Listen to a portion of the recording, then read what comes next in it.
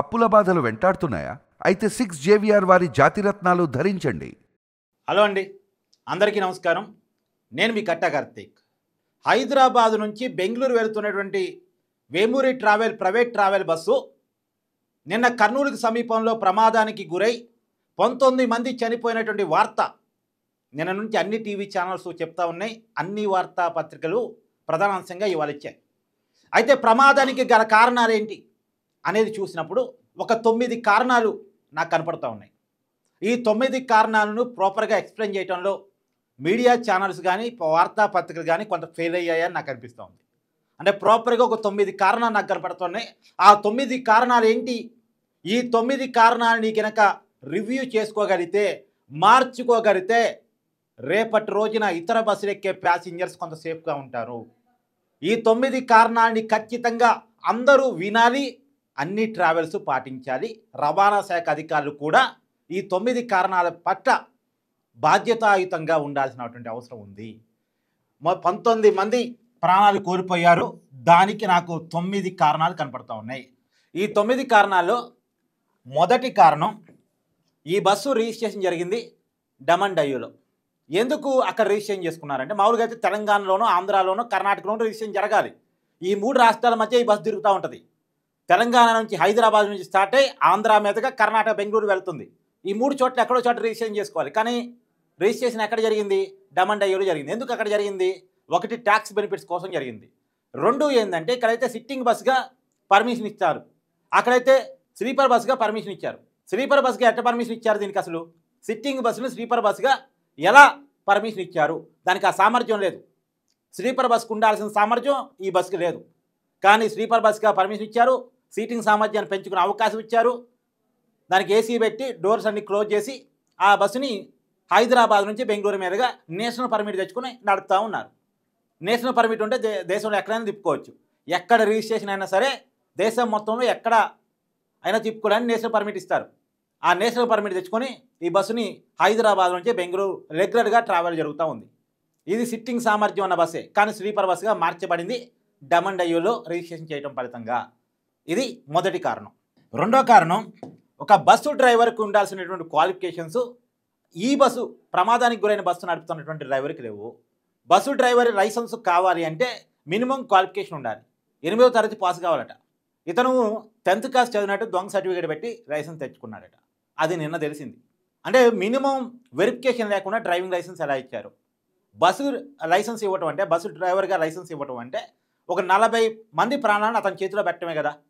ఒక 40 మంది ప్రాణాలు అతని చేతిలో పెట్టేటప్పుడు ఇంత నిర్లక్ష్యంగా ఎలా వ్యవహరిస్తారండి? దొంగ సర్టిఫికేట్తో ఒక లైసెన్స్ ఎలా పొందగలుగుతాడండి? ఎంత నిర్లక్ష్యం చూడండి రవాణా శాఖది. ఇది రెండో కారణం. మూడో కారణం, ట్రావెల్స్ వాళ్ళు కనీసం ట్రైనింగ్ కూడా డ్రైవర్కి ఇవ్వలేదు. ఒక ప్రమాదం జరిగినప్పుడు ఎలా వ్యవహరించాలి, ప్రమాదాన్ని ఎలా ఎదుర్కోవాలి, ప్రమాదం నుంచి ప్రయాణికుల్ని ఎలా కాపాడాలి, మినిమం ట్రైనింగ్ లేదు. బస్ ఇంజన్లో మంటలు వస్తుంటేనంట తన దగ్గర ఉన్నటువంటి వాటర్ బాటిల్లోంచి వాటర్ పోస్తున్నాడట. ఒక పక్క పెద్ద వర్షం పడుతూ ఉంది, ఆ వర్షమే ఆ మంటని ఆపలేకపోతూ ఉంది. తన కాడ ఉన్న వాటర్ బాటిల్తో నీరు పోస్తే మంటలు ఆగుతాయండి? 1 లీటర్ వాటర్ బాటిల్లో నుంచి నీరు పోస్తే మంటలు ఆగుతాయా? చిన్న పిల్లవాడు కూడా చెప్తాడు ఆగవు అని. మరి ఆ డ్రైవర్కి కామన్ సెన్స్ పనిచేయలేదంటే, ఆ డ్రైవర్కి నిజంగానే కామన్ సెన్స్ పనిచేయలే. ఒక ప్రమాదం ఎదురైనప్పుడు అతను బ్లాంక్ అయిపోయాడు. అతనికి ఏం చేయాలో తెలియదు, అతనికి ట్రైనింగ్ లేదు. అతను బ్లాంక్ అయి కామన్ సెన్స్ పనిచేయక తన వాటర్ బాటిల్ నుంచి వాటర్ పోసి ఆ మంటలు ఆర్పే ప్రయత్నం చేశాడు. ఎంత జోక్ అండి ఇది. నిజానికి ఇంజన్లో మంటలు రావటం వల్ల అక్కడ వైర్ సిస్టమ్ మొత్తం కూడా పాడైపోయి డోర్స్ కూడా ఓపెన్ కాలేదట. డోర్స్ ఓపెన్ కానప్పుడు కనీసం సుత్తుండాలి అతని దగ్గర, అది కూడా లేదు. అది కూడా చెప్తాను. 4వ కారణం, అసలు రాష్ట్రానికి అగ్నిమాపక పరికరాలు మెయింటైన్ చేయాలి. అంటే అగ్ని ప్రమాదం జరిగినప్పుడు ఎదుర్కోవటానికి అగ్నిమాపక పరికరాలు మెయింటైన్ చేయాలి. అది మెయింటైన్ చేయలేదు. 2 సార్లు ఫైన్ వేశారట ఆ పరికరాలు లేవని చెప్పేసి. అయినా సరే ఆ ఫైను కట్టలేదు, ఆ పరికరాలు మెయింటైన్ చేయలేదు ఈ ట్రావెల్స్ వాళ్ళు. ఒకటి, డ్రైవర్కి కనీసం ట్రైనింగ్ ఇవ్వలేదు, ప్రమాదం ఎదురైనప్పుడు ఎలా ఉండాలి అనేటువంటిది. ఇంకోటి, కనీసం అగ్నిమాపక పరికరాలు కూడా మెయింటైన్ చేయని పరిస్థితి. ప్రమాదం ఎదురైనప్పుడు కొంతసేపు ఏదో ట్రై చేశారు, డోర్ తెరవడానికి అది ట్రై చేశారు, ఇక సాధ్యం కాదనుకున్నారు. కనీసం ప్రయాణికులను అలర్ట్ చేయకుండా, ప్రయాణికులు అందరినీ కూడా సురక్షితంగా ఎలా దింపాలి అన్నది కూడా ఆలోచించకుండా వాళ్ళ మనను వాళ్ళు పారిపోయారు. డ్రైవర్ పారిపోయాడు, ఆ లక్ష్మయ్య అనేటువంటి వ్యక్తి. తర్వాత పోలీసులు పట్టుకున్నారు. సెకండ్ డ్రైవర్ ఏమో పోలీసులు పట్టుబడ్డాడు. అతనేమో వేరే రీజన్స్ చెప్తా ఉన్నాడు.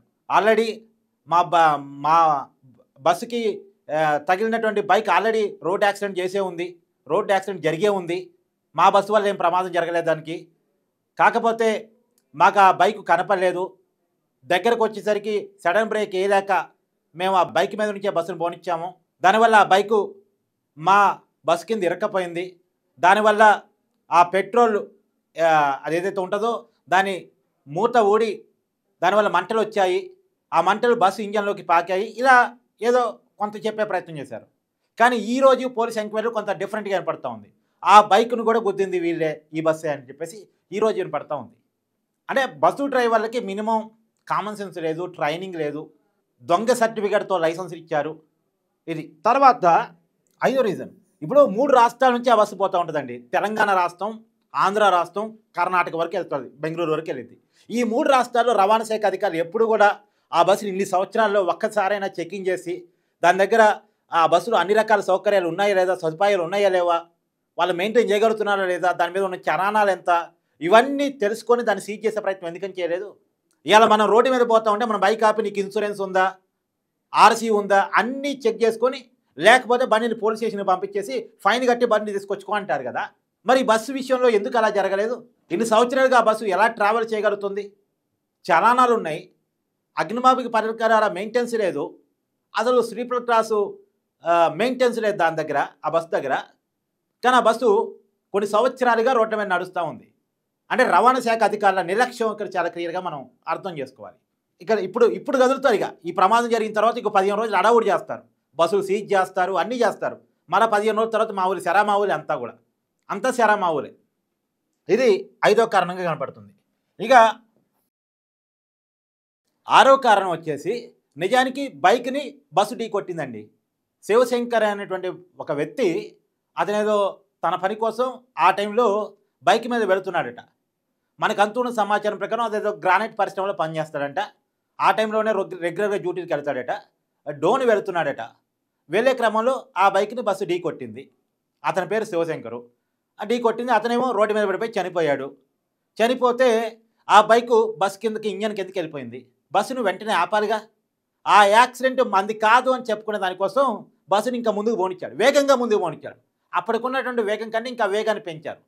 దాదాపు ఒక 200 మీటర్ల వరకు ఆ బైక్ని లాక్కుంటూనే బస్సు వెళ్ళిపోయింది. దాని ఫలితంగానే ఆ బైక్లోని పెట్రోల్ లీక్ కావటం, మంటలు రావటం అన్నీ జరిగిపోయినాయి. అంటే వెంటనే కనుక ఆ బస్సుని నిలుపుదల చేసి ప్రయాణికులందరిని దింపి ఏం జరిగిందో కనుక చెక్ చేసుకొని ఉంటే మంటలు రాకపోవు, ప్రమాదం జరగకపోవు. ఆ బైక్ని ఈడ్చుకొని పోకుండా ఉంటే ఖచ్చితంగా మంటలు రావటం అనేది వచ్చేది కాదు, ఆ పాయింట్ వచ్చేది కాదు. ఇంకా 7వ కారణం వచ్చేసి ఇవన్నీ జాలదన్నట్టు ఒక 100 కొద్ది సెల్ ఫోన్లు సార్, 200 అని కొంతమంది 250 వరకు సెల్ ఫోన్లు ఉన్నాయంటారు, కొంతమంది 400 వరకు ఉన్నాయి అంటారు. కరెక్ట్గా తెలియదు, అన్నీ ఖాళీ బుడిదైపోయినాయి కాబట్టి కరెక్ట్గా తెలియదు. కానీ అన్ని సెల్ ఫోన్లు అంటే కొత్త సెల్ ఫోన్లు క్యారీ చేసుకుంటూ వెళ్ళిపోతున్నారట. ఇది ఎలా సాధ్యం అసలు? ఏం బస్సు? హ్యూమన్ ట్రాన్స్పోర్ట్ బస్సు, సరుకు రవాణా బస్సు కాదు ఇది. సరుకు రవాణా బస్సు కాదు. అన్ని మొబైల్ ఎలా క్యారీ చేసుకుంటూ వెళ్ళిపోతున్నారు? ఎందుకు దాన్ని ఎలా చేశారు? మనుషులకు కూడా చాలా పరిమితి ఉంటుంది. లగేజ్కి ఇంత, ఒక మనిషికి ఇంత లగేజ్ తీసుకెళ్ళాలని పర్మిషన్ ఉంటుంది మామూలుగా. అందరూ చూసినట్టు పోతారులే, కానీ మనుషుల లగేజ్కే పరిమితి ఉంటుంది. కానీ అలాంటిది మొబైల్ ఫోన్లు ఆ లగేజ్ ఎలా క్యారీ చేసుకుంటూ వెళ్ళిపోతున్నారు? ఇప్పుడు అన్ని మొబైల్స్ పేలిపోయాయి. ఆ పేలిపోవటం కూడా ప్రమాదం పెరగడానికి కారణమైంది. ఒక మొబైల్ పేలిపోతేనే, ఒక ఛార్జర్ పేలిపోతేనే ఆ పక్కన ఉన్న వాళ్ళకి గాయాలవుతాయి. అలాంటిది ఒక్కసారిగా 100 కొద్ది మొబైల్స్ పేలిపోతే ఎంత పెద్ద ఎత్తున మంటలు వ్యాపిస్తాయి చెప్పండి. కిందన ఇంజన్ నుంచి వచ్చిన మంటల ప్రభావానికి మొబైల్ ఫోన్లన్నీ ఒక్కసారిగా పేలిపోయినాయి. అది కూడా 100 కొద్ది మొబైల్స్ పేలిపోయినాయి. పేలిపోవటం ఫలితంగా మంటలు పెరిగాయి. 19 మంది చనిపోవడానికి ఇది ఒక పెద్ద కారణం. ఇదంతా కానట్టు ఒక చిన్న గ్యాస్ సిలిండర్ కూడా మెయింటైన్ చేస్తున్నారట. అది ఎలా క్యారీ చేసుకుని వెళ్తున్నారని అర్థం కావట్లేదు. బస్సుల్లోకి, ట్రైన్లలోకి గ్యాస్ సిలిండర్స్ ఎలా చేయరు? ఫ్లైట్లలో ఎలా చేయరు? ఫ్లైట్లలోనే కాదు, బస్సుల్లో కానీ ట్రైన్లలో కానీ గ్యాస్ సిలిండర్కి పర్మిషన్ ఇవ్వరు. కానీ చిన్న సైజు గ్యాస్ సిలిండర్ని వాళ్ళు క్యారీ చేసుకొని తీసుకెళ్తున్నారట. అది కూడా పేలిపోయింది. ఇక గ్యాస్ పెరిగిన తర్వాత ఇంకేమైనా ఉంటుందండి, మొత్తం బూడిద తప్ప. ఇది కూడా ఒక కారణం, ఇది కూడా ఒక కారణం. కనీసం కనీసం సుత్తి లేదండి వీళ్ళ దగ్గర. ఎనిమిదో కారణం, కనీసం సుత్తి లేదు. సుత్తి ఉండి ఆ ఏది ఏసీ డోర్ల కోసం అవి దాదాపు చాలా గట్టిగా ఉండే డోర్లు, చేతులతో పగలగొడితే పగిలే డోర్లు కావవి అద్దాలు. ఎందుకంటే మెయిన్ డోర్స్ ఓపెన్ కావట్లేదు కదా వైర్ సిస్టమ్ వల్ల. వైర్ సిస్టమ్ కాలిపోయింది, మెయిన్ డోర్స్ ఓపెన్ కావట్లేదు. ఆ డ్రైవర్ డోర్ ఒకటి పగలగొట్టుకొని కొంతమంది ఆ డోర్ నుంచి పోతున్నారు.